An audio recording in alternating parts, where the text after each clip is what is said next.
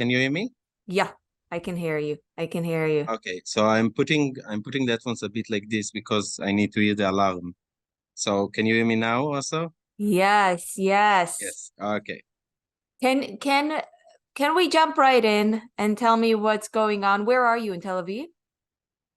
Well, now I'm in the central bus station. As you can see, everything is concrete. I'm in Yugn Yiddish library that I run together with Mendy Khan. Is the founder, and yeah, we had the alarm, like I told you, 2 minutes because we just had an alarm, so I needed to run out because these windows with openings out, so Can I I need to see? go down to what? Can I see what you mean? Yeah, there's windows, like it's now covered with with cloth, but there's windows to the Uh-huh. outside, so in case of, yeah, it can't fall down because it's concrete, but in case of a missile blow up from the side, so everything comes in. So where do you go when it rings? So I need to run 3 floors down to the shelter. It's not a shelter; it's the bus station they have levels underground, and so it's safer there. Okay, let's step back because we're just going to jump into the video as it is. What you want to explain where Yugn Yiddish is and what it is, just so we are setting this video in a place and time. Yeah, so Yugn Yiddish, sorry, I'm like looking all the time aside. I need to open the phone and see it. We are an organization, a culture organization called Yugn Yiddish, what promotes the Yiddish language. It's one of the Jewish languages, and preserves old books, manuscripts. It's running like a live museum, like a lively museum. People can come, do concerts, read a book, and stuff like this. So it's in the bus station near Tel Aviv in Israel? It's in the bus station in Tel Aviv. In Tel Aviv. Yeah, the central bus station. Okay, so let's step back before today now. We met, was it a week ago? It was pretty much a week ago. Yes, you came to Israel to visit us. Yes, yes. So Eli Benedict grew up in Bnei Brak in Israel, and he worked as a tour guide before moving to Canada. Correct me if at any point I'm doing off the cuff your bio if there's anything wrong. But you moved Yeah. to Canada, so you haven't been a tour guide in some years. You've been very involved in the Yiddish scene. You came back for the holiday, and I jumped on the opportunity to meet you in Israel for you to show me around Bnei Brak, where you grew up. We visited your home. I met your lovely parents. We visited some of your childhood places. It was a great day. It was a wonderful day. And then I flew back home, and suddenly we hear the terrible news coming out of Israel. So I really wanted to hear from you, of course, what's going on. When I left things, we didn't even on the tour talk about some things like related to the military and the Bnei Brak's relationship to the IDF, because it felt so besides everything else. And out of So space or so. yeah. So first of all, what happened with you? Were you in Tel Aviv or were you in Bnei Brak with it when So yeah, this is a story. So my parents live in Bnei Brak still, and we also filmed in their house. And then the attacks from Gaza started, and obviously things changed, and the war started. And this is a huge war. This is not like anything you see. I saw a little bit in the Guardian and BBC, like, and I know I didn't check today, but I know that in the first days they just reported it as, one of the usual wars in Israel. There's missiles, yes. Terrorists also entered Israel, but I need to make clear that this is anything like this. The war started with strong missile attacks towards Israel from the Gaza Strip and the areas around the Gaza Strip in the south, and then a bunch of like a few hundreds, 1,500 mid the time. The numbers are still adding of terrorists cross the border, Hamas terrorists, and they start basically to shoot everywhere. They came with trucks like ISIS did, and they just started to invade cities around the border. And I don't know how much involved are you in the wars in Israel, but this is a unpresented thing, you know, like to have trucks with like, you know, with mugs coming and like You're saying just unprecedented. yeah, unprecedented things. And it looks like they learned from everybody. Wait a second. Okay, fine. No, I'm looking like there's a big attack now on Ashkelon. Hamas partners, they will send rockets around 5 to Ashkelon. Ashkelon is a city in the south, and they sent already above 100 rockets in the minute we are just talking. And I need to be aware if they send also to Tel Aviv. You will also hear it if they send, but usually in the Telegram groups, I see it 1 minute before you hear the alarm. Really? Interesting. Yeah, because people see it coming out from Gaza and they report immediately. Yeah, I don't know why is it. So what Anyway, happened? Were you, first of all, I wanted to ask you, it was on Simchas Torah that the attack first happened, right? Or was it on? yeah, so it was a holiday, and I went to my parents to stay with them in the holiday. You know, they are ultra-Orthodox. They keep Yom Tov, like they keep the day holy, and they don't use any internet or any news or any electricity, you know, only electricity that they don't need to touch. And we just woke up in the morning to alarms around 6:30. And yeah, the rockets start to fly. And so I'm used to the rockets, you know, like any other regular war in Israel. Everybody calls it wars, but in Hebrew, there's a word for it, ma'aracha, like our operation. So all of the other wars are not called wars. It's not called milchama. It's called ma'aracha. It's called our operation. Why is it operation? Because nobody is invading us. They just send missiles, you know. And also, if Israel comes to Gaza, they didn't declare war on Gaza. In all of the previous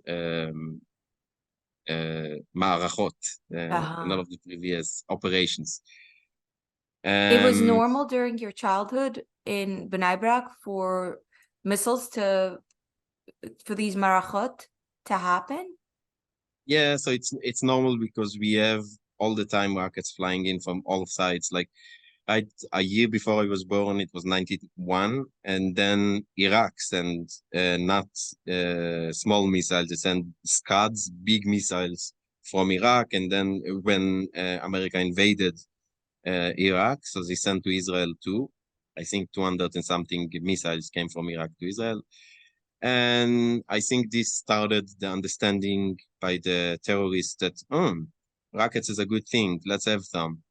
And always rockets wasn't a big thing, but they changed, and then it started that Hezbollah on Lebanon, which is in the north, they start to do rockets, and they just gotten better and better and better, and the rockets were getting stronger, and also they cover bigger parts larger parts of Israel. And in the current situation, Lebanon, the Hezbollah, not Lebanon, not the official government, is covering with their missiles the whole country. So if they want, they can bomb the whole country. And then Hamas in Gaza also start to collect missiles, and then they also started in every operation they started, and there's like these breaks between operation, I don't know, 2, 3 years, 5 years. Every time it like spikes on a different thing. Sometimes it's because of kidnaps that they're doing, and then Israel responds, and then it starts like a boomerang, like in and back. Yeah. But not all of the times it's has strong as it is. But I have to say that today it's the worst nightmare from Israel since 73. In 73, we have, so the wars in Israel are actually not any of the wars that is reported in the world. The official wars are in 48, 67, 73, and Now, now. Also Lebanon, there is in 2006, there is before 90, yeah, but Lebanon is also a mini war called when they invaded Lebanon almost until Beirut. So yeah. so I go woke on. up in the morning to Yeah. alarms, and wait a second. Yeah. I woke up in the morning to alarms, and we just went to the shelter. So Does that sound in every scary when you wake up to alarms? yes, but because we have the Iron Dome is a development from the last years that Israel developed anti-missile rockets, and they're very good. Even some say even more accurate from the American anti-missile rockets. And slowly, the whole country is covered by the anti-missile rockets, and so it means that like they can fire hundreds of rockets and only a few of them hit in where they are shooting it. But this doesn't mean that it's less scary. It's just it made it more casual, like some people are not going out to the shelter. There's the Iron Dome, and the Iron Dome will protect us. But what they start to do to it, they start to send too much rockets in once. Like they send, I told you right now, they send like 200 already rockets in like south. 2 minutes in the south to Ashkelon. And this means that you can't launch so quick, and you don't have enough to rearm the missile launchers. So a few of them hit, and every hit can fall on a building, and yeah. So it's not so scary. But then my parents are preserving the holiday. They're observing. They're observing the holiday, so they couldn't read news. And I'm going into the news, what's happening, and I see like the worst nightmare. Yeah. Go on. You see the worst nightmare. The worst nightmare from Israel. Like not only the missile attack, under the missile attacks, they invaded through the sea, through the land, through the air. Like they had like some, small tractors on, how you call it, like balloons. That's not balloons, like skydiving. Yeah, on gliders. Sky riders. Yeah, and they just invaded through this kind of, and in a matter of minutes, they already conquered some of the settlements around. I wouldn't call it settlements because this is a part of Israel. This is not in the settlements, that are in debate. But small villages and so on. And then I'm going in, and reports start to come from the occupied territories now. From Hamas is occupying Israel territories, and there is rumors going on a big party in the south that was like 3 kilometers from the border, a trans party with 3,500 people, and they just butchered hundreds and hundreds of people there. And there is reports coming in that they took control on some army bases, and they are moving on to major cities in the south, to Sderot, to Netivot, to Ofakim, and a war started. And this is a lot worse from anything happening.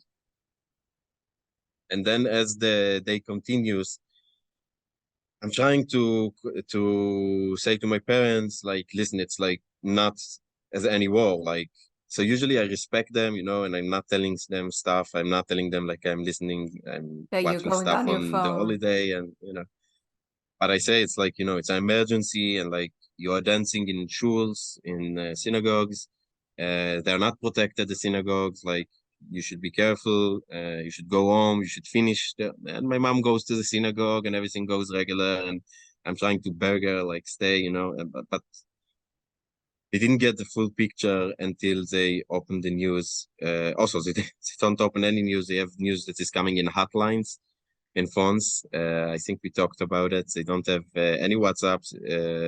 Well, some of them have, but like maybe 30% of them have WhatsApps, but also like small groups. And yeah, the hotline is you call a number and you hear the news constantly updated. It's like the radio, but with a phone number, and people will be glued to it to find out what's happening, right? yeah. And then the shelter is full with stuff, and they didn't open the shelter, and they didn't want to clean it, and all big story. And I decided I'm going to a friend to stay in Tel Aviv until she has a shelter open and in the building, so you can at least go to the shelter. And also, you know, I can make noise because in the people from abroad need to observe 2 Yom Tovs, 2 days. 2 So days. I was supposed to keep another day. I see. And Your and so parents I know went you're to not religious, though. Your parents know you're not religious. yeah, they know, but still I respect them. And if it's supposed to be for my part, it's supposed to be a holiday. I'm not there to, you know, to poke them. And I wanted to see news, yeah, you know, like on volume and not. In So hiding. I went to a dear friend, and a bunch of friends came together to one place. It's also easier to be, you know, friends together. And then the videos start to come, and the videos are horrifying videos that I can't even start to explain what I saw, but I am 100% sure some of the videos are not in the news, are not on Telegram, are not in places that are distributed, because this can explain also why the governments from America and, you know, in Canada and all of the Western world, like, joined Israel in the efforts, because I think the videos came to them because, you know, like the intelligence have all of the videos, but the public don't have all of the videos. There were some And very good. we are a bunch of friends, a little bit influencers, and we are trying to help. In any ways, we build a little help call center, and people are sending requests, and we are like the mediators between requests and for help and you know, the supply or in sending people with cars to certain places. So we are trying to help pretty much. So we have a little bit more information from the white public. And the videos, I can just say that the nearest thing is like ISIS and the Nazis. Like, this is basically the closest that we can imagine what's happening. And also in the number of like casualties, it's already getting very close to the number of casualties from the war in 73, in the Yom Kippur War. And until now, Hamas was a terrorist organization, but some governments still saw him as, you know, they are ruling the Gaza Strip. So they had some diplomatic affairs with some governments. And I think more governments now, because of this stuff that they did, the war crimes that they did, they stopped the connections with them. What's going on in the streets of Tel Aviv? Are things closed? The first 2 days, it was like Yom Kippur. In Yom Kippur, like nothing is moving on the streets. Just people are walking. There's no cars, no nothing. Yeah, basically they bombed a lot. Like we needed to go to the shelter every few hours. Every time it's for like 10 minutes, so it's not the worst. You know, like the south is taking it the worst. And in the first two days also, terrorists were still in the borders of Israel. The Israel still fought in their borders to clear the terrorists. And some rumors went around the terrorists also crossed the blockade the police and the army did, and they are going in toward Tel Aviv. And there's also a big everybody is afraid that the people from the West Bank, the Arab people from the terrorists from the, not the Arab people, terrorists from the West Bank will also join the fight. And some terrorists are also, you know, there's mixed cities, Arabs, Jews, and from abroad, everything, if you're not familiar with Israel, everything looks like, you know, there is Arabs and there is Israelis, but the reality is totally different. The Arabs are divided in a lot of groups. There is even groups that are not even Arabs, like there is Druze, there is Bedouins, there is Arabs that are not Hamas supporters, there is Israeli Arabs with, like, you know, like every other citizen in Israel, and they're living in Jaffa, they're living in Jerusalem, they're living in Haifa, and so there is Arabs everywhere, and they have totally equal rights as the, you know, the citizens of Israel. And then there is Arabs that are living in the West Bank, that their rights are, it's under martial law. And so always, like, this is the system, and some rights are from the government, you know, like Abu Mazen, you call them also, this is the Fatah. think so. It's a different, yeah, it's a different organization, and they are ruling the Fatah, and they are a little bit less active in terror as Hamas. They used to be, and they stopped for a bit, and but every time you hear in the news that there is trying to, you know, peace talks and stuff like this, it's with the people in the West Bank, and not with the people in Gaza, because Hamas took over Gaza a few years ago, and now Gaza is ruled by terrorists, basically. And the war that started a few days ago just showed the fact that they're just acting like ISIS. So there's no mercy. You know, they're butchering children, women, that they took hostages, women, old women, children, obviously also soldiers and men, but and they are torturing them, and they are doing horrible stuff, like they burned houses with all families inside of it, and they raped, and they did everything that you can imagine to do. And they take the bodies back to Gaza, and they throw them in the cities, and we call it in Israel a lynch, right? Like also in America, a lynch. Like they took live citizens and just threw them to the crowds, and the crowd just like killed them. It just, you know, with bare hands. Wow. Yeah. So this kind of unhuman animal behavior, it's just like, I think everybody in Israel is like out of the mind. Shocked,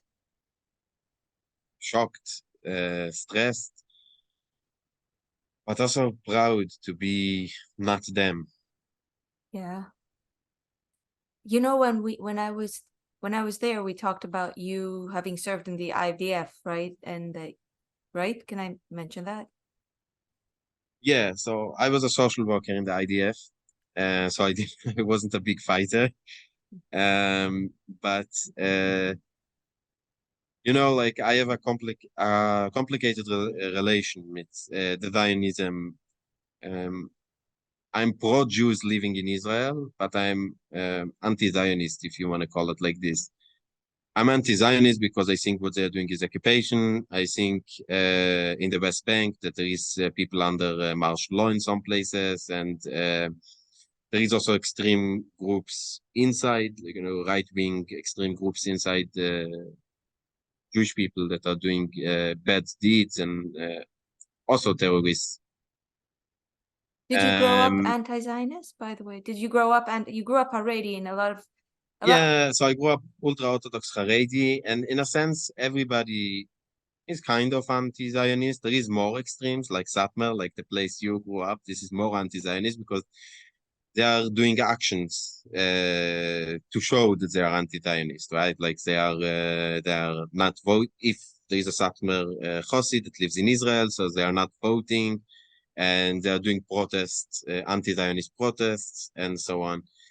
But in general, all or most of the ultra-Orthodox society, the Haredi society in Israel, they are Zionists officially, but unofficially they are anti-Zionist, meaning they are going to the government and they say, like, we will take what we can. Like, they are cooperating with the government in order to take rights for themselves, like to take money, to get rights, to build, like, institutes. And so, but like they don't believe in the Zionist movement because the Zionist movement were secular Jews, and secular Jews are like are not working to preserve the Torah law and this kind of stuff. So they are anti the Zionist movement. But they are pro-Israel. Like people in Israel like slowly changed to be right wing because in Europe used to be a little bit more left wing because the left wing parties in Europe, back in Poland and these places, before the Jewish people before the Second World War, the people that gave them the rights were the left ones, right? Like people that gave rights for Jews, for minorities, were the left parties. So usually the vote went with the left parties in the social parties in the places that they were in, like Poland, Russia, and these places. But when they came to Israel, now like Jews are running the country, and there is also like like Eretz Israel is holy, so you need to protect Israel. So they are very right wing. But from the other side, they're anti-Zionist. So it's like a complex thing. But I think in Satmar, there is groups that are also left-wing and also anti-Zionist, meaning they are like, but it's also complicated because they are not liberals. So it's like everything is like, because they are religions. So always it's going without the liberal part of it. It's just democratic and minority rights, this part of the left. I see. There is left. If they align with the left in any way. In New York, there's often a stereotype that the Satmars and the Hasidim in general are right-wing, but there's often a more complicated shades of different philosophies working together.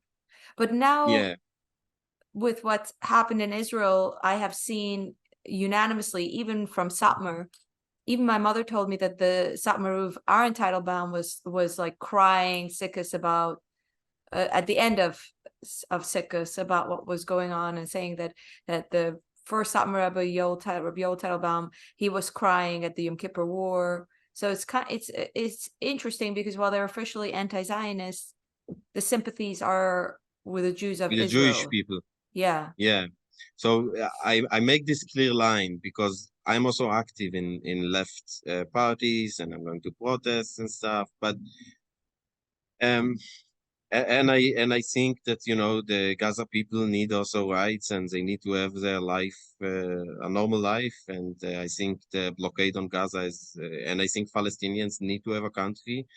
But for the other side, I also think that Jews need to live in Israel because historically the Arabs pushed us out from Israel. So Jews need to live also in Israel. Fine, I understand. There is like millions of Arabs here.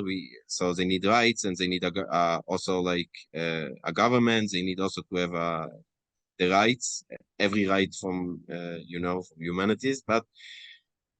But from the other side, when you see a thing like this is just an anti-human thing. This is not anymore right, left. It's nothing related to the Israel-Palestine conflict. This is like, and I will tell you more. Like you see a lot of Arabs fighting together with Israel against Hamas, because the Druzen, the Bedouin, but also Arab Israelis, they don't want Hamas here because Hamas will it will be ISIS. Like, you know what's happening in the ISIS territories, and like nobody wants it. And that's why also Jordan, which is always on the border, there's a huge population. I think almost 50% of the Jordan population are Palestinians. It's basically almost one nation. Jordan also used to rule until 67. She ruled the parts of the West Bank and part of Israel. And then in the 67 wars, they pushed back. So Jordan, they have a peace agreement with Israel, but they're always, when there is attacks on Gaza, they're always like either saying a neutral thing, but either they are condemn any violence or stuff like this. But they allowed American airplanes to land now in Jordan, to be prepared to attack back if something happens. And this shows that also the other Arabs are not happy with what's happening, and nobody wants Hamas to. Yes, some people want. Who are they? Hezbollah, Iran, Russia, China, the whole line of evil. They are pro Hamas, and they also took out. They said they didn't condemn it. This is for sure. Yeah, and Iran also said that they will send army and whatever. Here in New York, well, I think in the States in general, there is not that separation of Hamas and Palestinians as much. Like, for instance, my son is in a high school of like 6,000 students, and quite a few students organized to go to pro-Palestine protest now, rallying in support of Palestine, sort of as a celebratory moment with what has happened, which to me is quite shocking. But it's also not shocking because in America there is a very strong anti-Israel sentiment. I don't know if it's different in Israel. There's a very strong sentiment in general of that the Palestinians are suffering in Gaza, and what Hamas is expressing is only the result of their oppressors, and therefore what we need to focus on is their oppressors. Like, it's interesting to hear from you about different Arab internal perspectives, because what I see in here in the States is more like a cohesiveness. I know I'm sure it's an oversimplification, but it's more like the popular college campus, high school campus sentiment is sympathetic due to the suffering in Gaza with what's happened, or with the conditions that's how they frame it, with the conditions that made things happen. I guess I'm wondering how secular Israelis, academic Israelis, how in your perspective that might be different. I will tell you, to be honest, like, there isn't a lot of will left in Israel. A lot of the left is like what we call center left, very pro-Zionists, but left, like everyone in his level, each of them in his level. For example, I'm very uncomfortable, and like the same way I couldn't see. I was shocked, and I cried after seeing the videos from the rape and the murder and the slaughter that they did. I also cried after seeing videos from the army attack in the morning, and seeing children dying is not a happy thing from each side.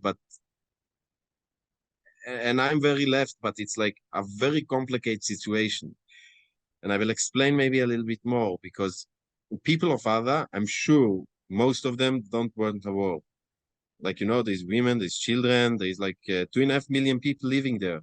And the Hamas is like, I don't know, 30,000 people. And if you take all of the supporters, the economic supporters and the people that are 100,000, I don't know, like, it's not a huge organization, but they took over by force the that ruled before them, and There and weren't they are elections? controlling. Yes, but you don't know which elections. I see. How true the elections was. I think they just murdered everybody that didn't align. They had a big fight a few years ago, and they just murdered all of the Fatah guys. So they are also fighting between each other, right? Like they shoot traders in the streets, and they hang like the ISIS is doing, right? Like if you're a trader, you need to be hanged. And so it's a very complicated situation, and I think there is a story in the Talmud that is representing the story very. There is in the Talmud a story that is saying on the war from Rome on Jerusalem 2,000 years ago, that one of the rabbis legendly met one of the army leaders from Rome and asked them. So we asked them, why are you doing this? And then the person said, what do you do if there's a snake surrounding and hugging a city, hugging a jar? What would you do? Would you break the snake and the jar together, or would you try to take out the snake and take the risk from being beaten by him?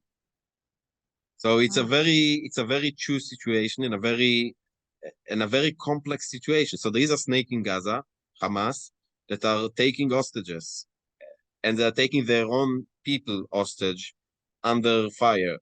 And they are putting army bases inside mosques, inside hospitals, inside kid gardens, because they know that the IDF is a little bit more conscious from them, and they will not bomb these targets.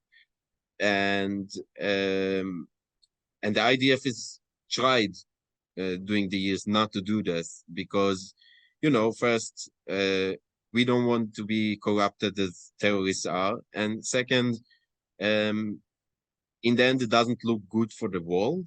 Like, to see pictures from a mosque bombed, it's not nice.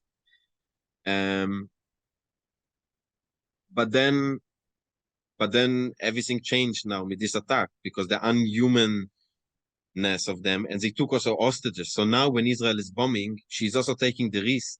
They took hostages, like what we know of is like 130.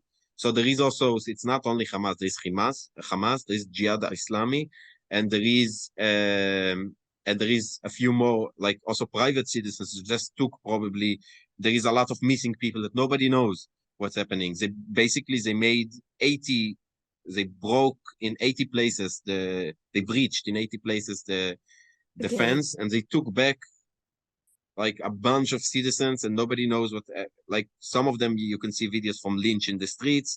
Some of them like are for sure already dead because we see pictures, but so Israel is also taking the risk, and also Hamas said, obviously, we spread around the hostages around the whole strip. So everywhere you bomb, you take the risk. You are killing your own citizens. And they took children. They took children from 4 years old. They took babies they killed babies. They took babies hostages. They killed, in some places they killed the parents, but they left the babies just crying in the room for like 24 hours or something. They just left them like there. And so it was just depends in, how much human was the person, that the terrorist that came, how much like, but for sure they also killed from like, from zero. They just killed also like this. So Israel takes a huge risk to kill their own citizens. But so it's the same problem. Hamas is taking hostages, their people, our people. And by the way, there is also like, I think, a lot of American hostages there. They took from the whole world because in the party in the South, a lot of foreign citizens were there. It was a big trans party. And there is also a famous picture running around from a violated body on a truck going back to Gaza from a woman, and naked, violated, and this is actually a German citizen. So there is a lot of horrifying pictures, and everybody's just captured there. And Israel send a lot. Before they are starting operations, they send a lot of messages in Arab written, and they just throw it on the cities, and they just said, everybody that can go, because we are going to wipe out Gaza. So they will not wipe out Gaza entirely, right? But they're going to do a big damage, and not something that we heard of. So Israel basically now took the gloves off because they are acting just in a animal behavior. So we just have to stop it. And they bomb mosques, they obviously send alarm before that, if it's places with children, but where can we the are not people trying to be politically correct now. where can the people of Gaza go? That's what I read about a lot. They're in the expression open air prison, that Gaza is an open air prison. So I heard a senior IDF official said, if you can leave Gaza, something like that. And then is the border to Egypt open? Is it possible for people from Gaza to leave? So the border is open. Nothing is straight. The border is open, but Egypt doesn't want the refugees. So I think something like around 200,000 people, refugees already left Gaza, and they are now in Egypt, next to the border. And I think if somebody can go out, they should go out, because it's not going to be easy. And they said that the army will enter in eventually. I'm always, because I'm left wing, I'm always not so pro, Air Force attacks when you don't exactly know who you are going to eat. But the Israeli army, if there is an army that is the most accurate, this is the Israeli army.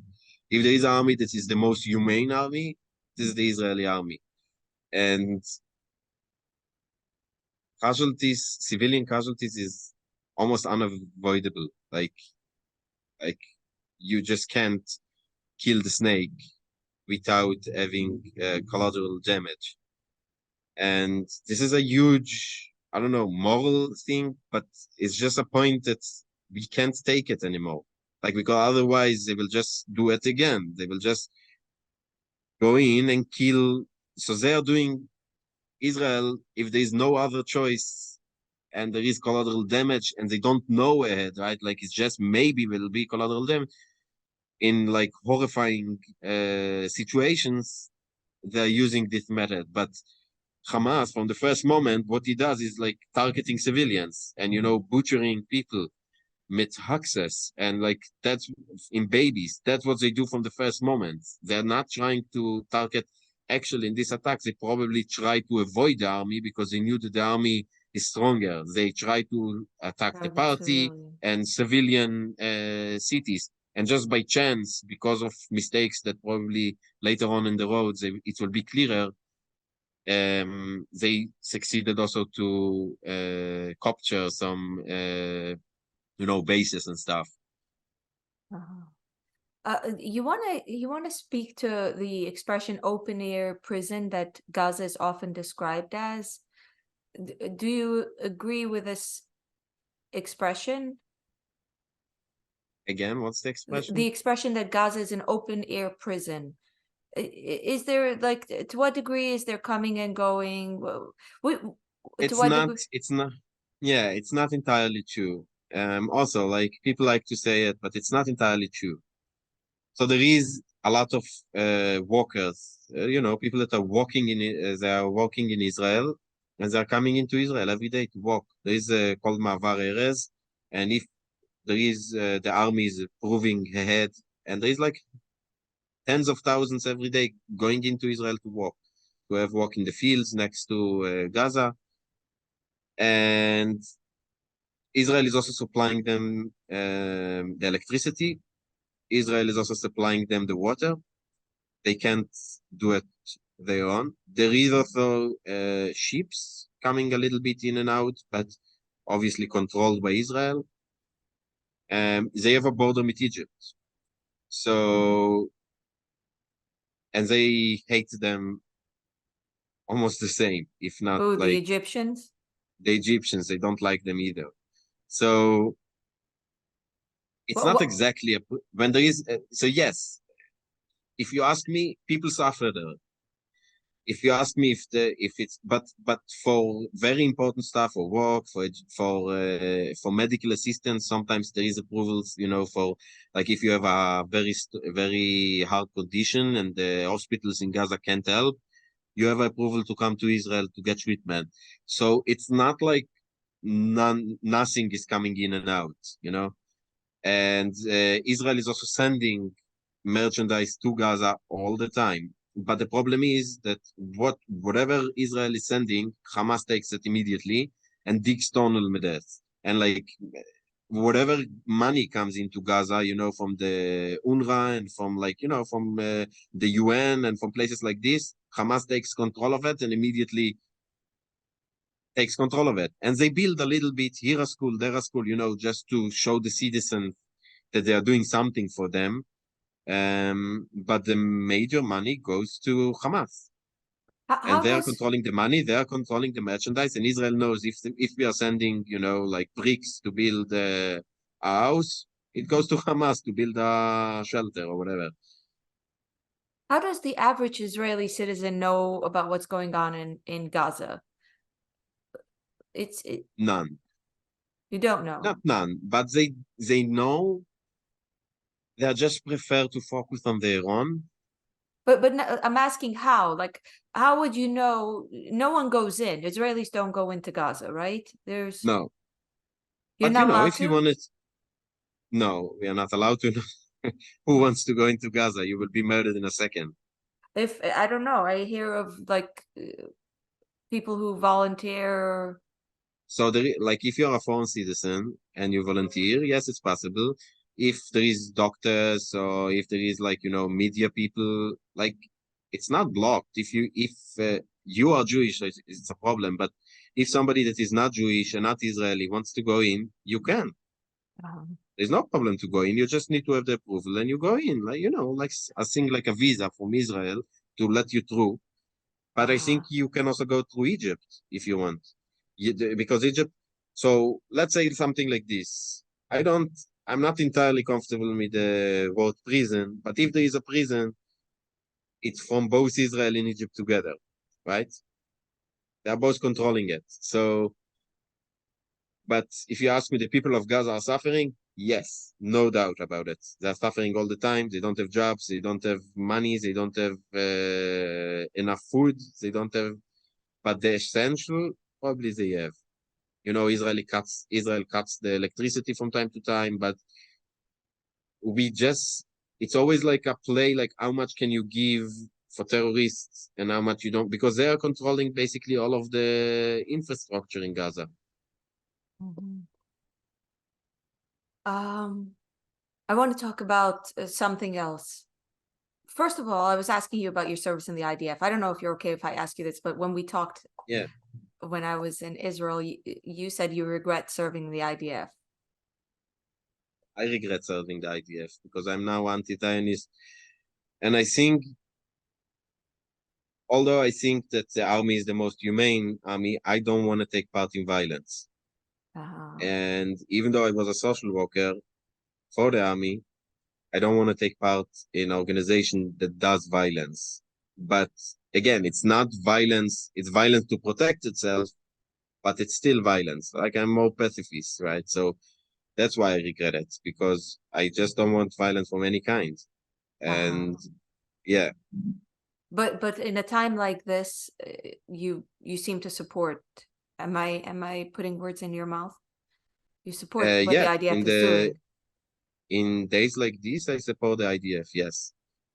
Not everybody, not each individual in the IDF. Probably there is people in the IDF that is also a little bit rogue because all of the horrifying stuff that they saw, so that they're not trying to pay back a little bit. Yeah. But there's always like a big system has like failures always. But I think in general, the IDF is trying to do less. I don't know if I support every decision from the IDF. I would probably not enter so much by air. I would go more by foot.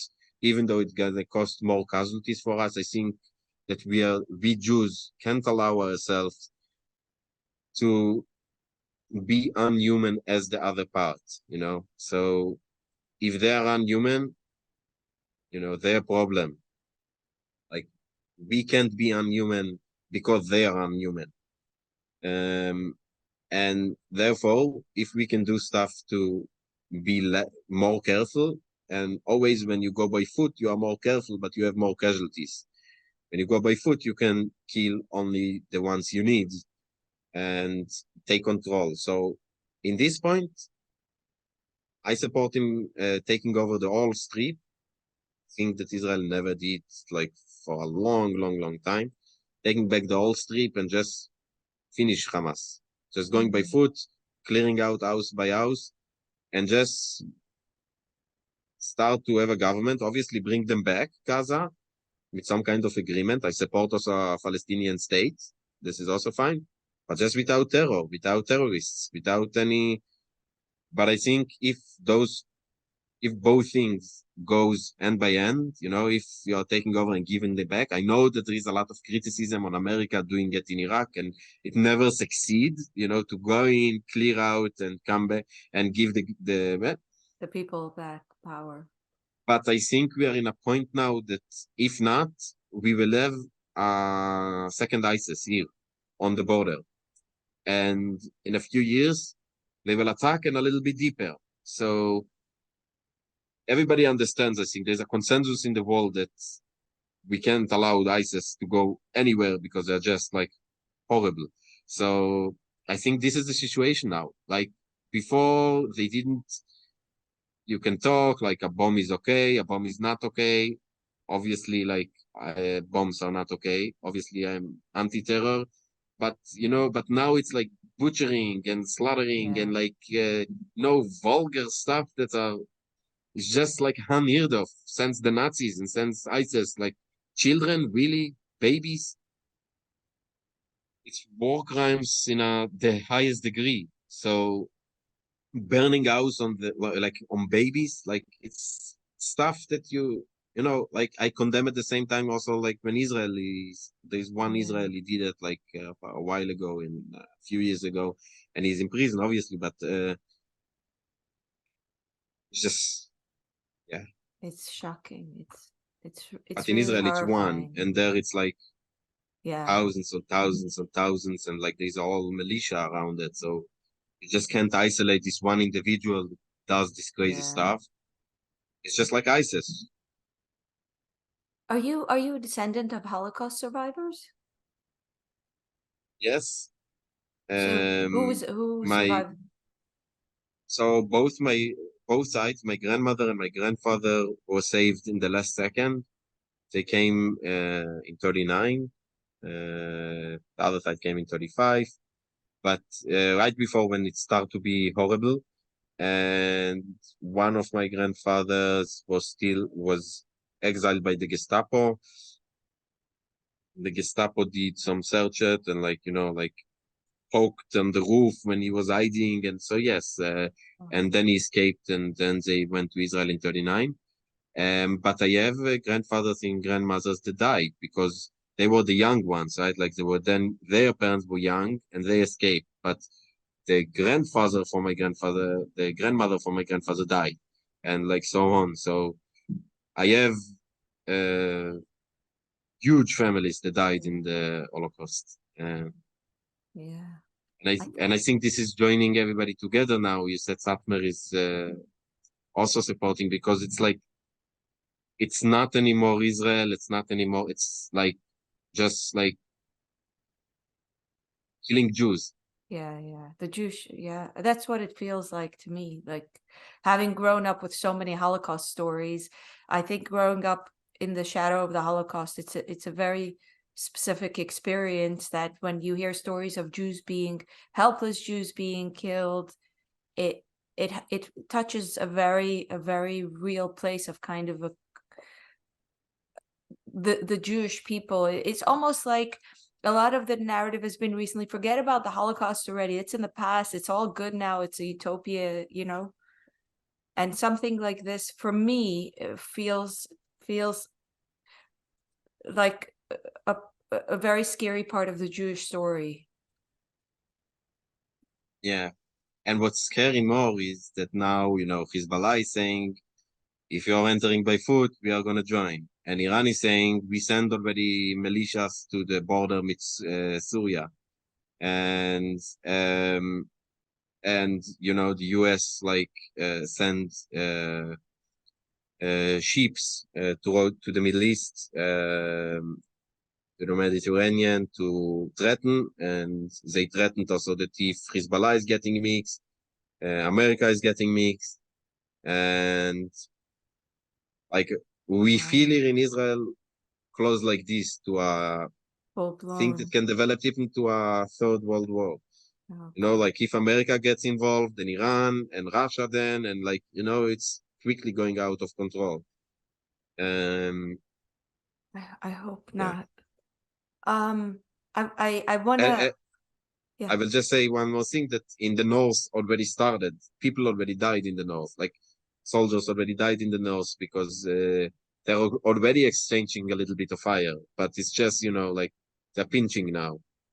And they kill some, right? But I think it's very likely that if they will continue with what they're doing now and they will start to send rockets, Israel will also start a war with Hezbollah in Lebanon.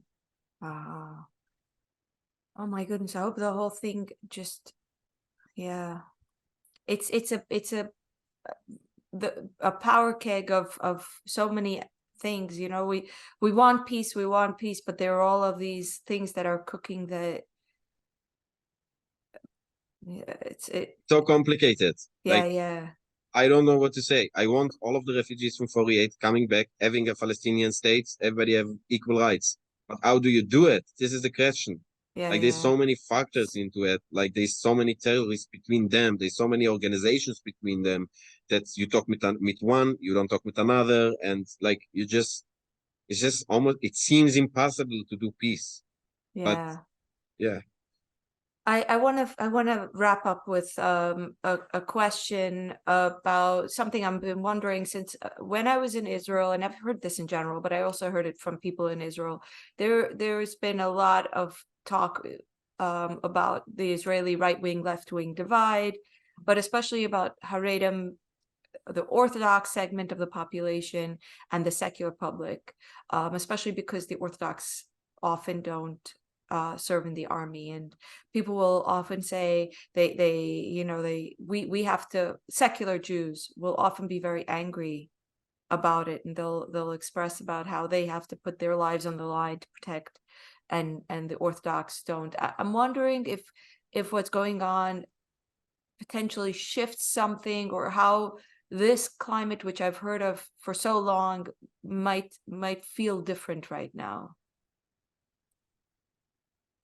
I will tell you what, I will make a briefly very short history of it. So when Israel was founded, in the war of 48, a lot of Haredi people fought in the war.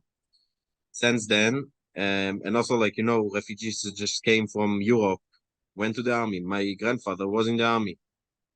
They went to the army because they needed to, and nobody was there to fight. And everybody understands that this was a huge deal. So a lot of Haredi people fought in the army, and then they start talk after the war. They start to talk a bit, what do we do? And they because there is a law that everybody needs to go to the army, also women, and the army is also not built to. In these days, it wasn't equipped to take religious people in so much. So the Haredi people also, they had this idea of we need to build back our Torah society, the people that are studying Torah, and there were not a lot left. So the Haredi community tried to keep the people that are studying the Torah in their places, meaning they are not joining the army. And some status quo since then remained, that if you are learning Torah, Talmud, if you are studying, you don't need to join the army. You need to go once a year and sign up some document that you're still studying. And in the beginning, it was a little community, I don't know, a few thousands from people that study Torah. So it wasn't a huge protest from the whole society. But now the Haredi community is very big. The potential is very high. And there is tens of thousands, if not more, that are studying Torah. And so it affects a lot more. And also during these years, the secular people felt like you are leaving us alone in the wars. Like our people die, our children are dying, and every war that happened since then, our children are dying for it, and you are not joining the army. But I have to say that always there is a small percentage of Haredi people that are joining. You know, like there's always in every mainstream there is also sidelines of the mainstream, and they are joining the army. So, and slowly, as the society grows, there's more and more joining the army. Also, for more. So my rabbi, when I was Hasidic, I was belonging to a community called Karlin Stolin, and he's supporting more the army. And he said that if you are after the marriage, not before, if you are after the marriage, you finish the yeshiva, you can join the army.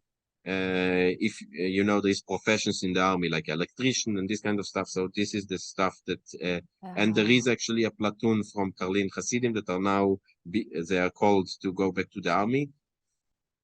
I wasn't called back to the army because I was a social worker, and basically they don't need me right now.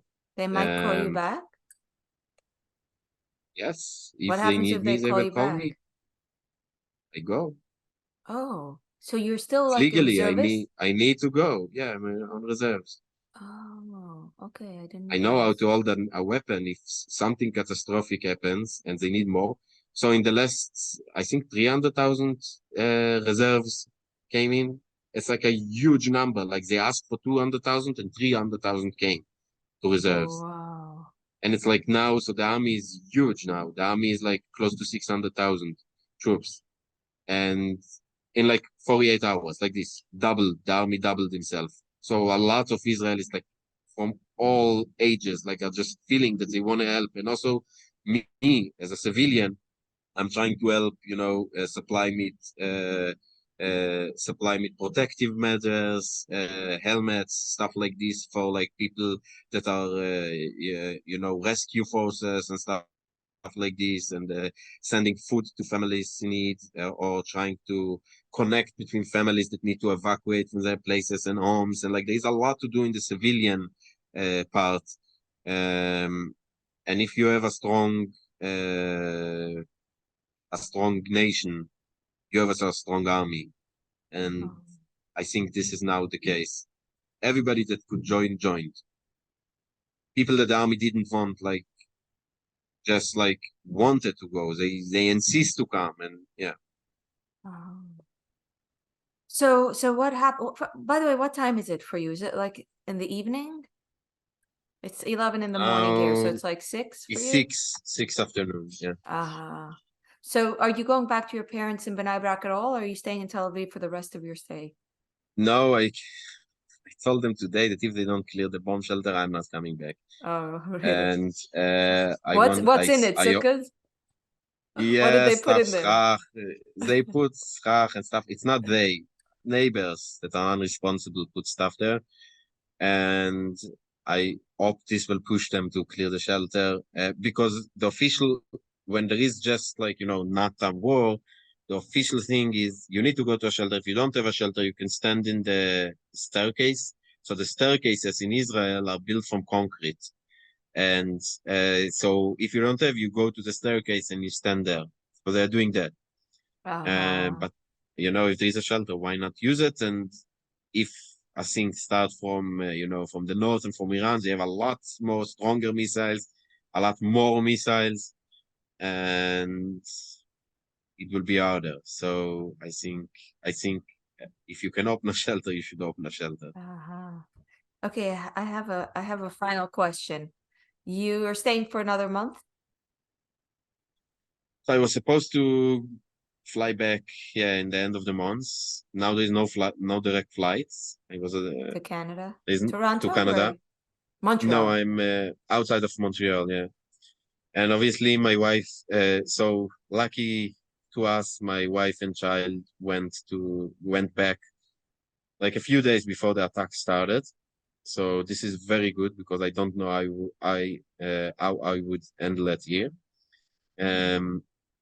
So I know they are protected, but they're very worried about Right. me. Yeah. And my son needs to see me. I talked to him earlier, and in the middle of the talk, I needed to run, and he hears the alarm, and he says, "Tati läuft, Tati läuft," like Tati is running. So I hope it will not be like a trauma for him. But I laughed with him, and I said, "Yeah, I'm running like a horse." But yeah, but try to be calm. But like we are not the problem. I'm not the problem. People in the south are suffering. There is basically a non-stop missile attacks on them, and there's no food. There is food, but it's running low and it's hard to find food, and they're locked in there like all day in their shelters, and it's very scary. So I don't know. Obviously, my wife wants me to come back to Canada, and I am like turned between my people and my family, and obviously family is a higher priority. And also, I don't know. So I think I will wait a few days and see what's developing. Maybe it will be Israel already to control back on the Israeli territory, on the places that they invaded. And now Israel is planning to go into Gaza. So I hope the missile attacks will go lower and lower, and I hope the north will not happen. So if it's not happening in the next few days, I may stay until the end because it's safer to go later. Because now it's, they send sometimes rockets also to Natbag, to Ben Gurion Airport. So then everybody needs to be in shelters there. And it's maybe safer. If nothing is going to happen in the next 2 days, maybe it's safer just to go in the end as planned. Wow. What a nightmare. We had, it's just Yeah. it's so crazy because we had such before I left, my cousin said, you're not going to want to come back. And then my other cousin who was there, they couldn't wait to come back. They were scrambling to come back. Everyone was so desperate. It's alarm. Okay, I will call you later. Yes, I'll talk to you. Okay, talk to you later. Yeah, Bye-bye. wish you well. We'll catch up. Bye.